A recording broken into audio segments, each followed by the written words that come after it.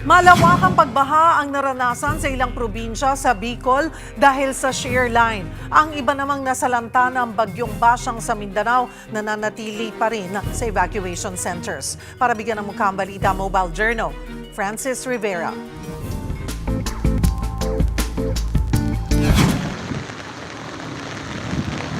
Linggo ng umaga nalubog sa baha ang eskwelahang ito sa Tuaca, Basud, Camarines Norte.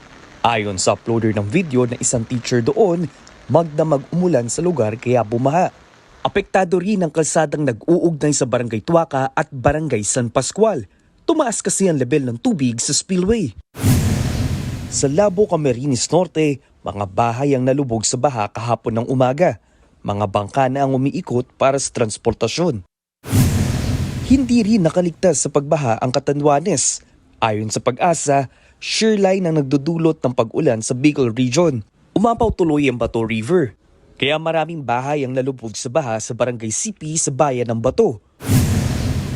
Sa Cagayan de Oro City, nakaburol na ang mag-asawang Paul at Rufa Lariosa, pati ang dalawang pamangking edad 13 at 11 buwang sanggol na nasawi sa landslide noong Huwebes. Natutulog sila sa isang kwarto na matabunan ng lupa ang kanilang bahay dahil sa malakas na ulang dala ng bagyong Basyang. Kaya labis ang pagluluksa ng ama ng batang nasawi na magbe-birthday pa sana sa susunod na buwan.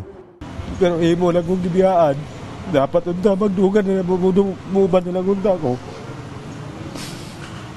Balangga tayong mga bata. Sasagutin na ng LGU ang gastusin sa burol at libing ng mga nasawi.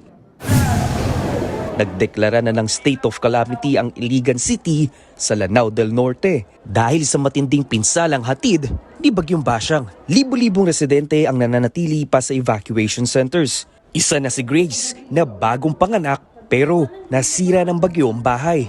Lisod ma'am, lisod ang kahimtang yun ma'am. Ang tubig, kurente pa.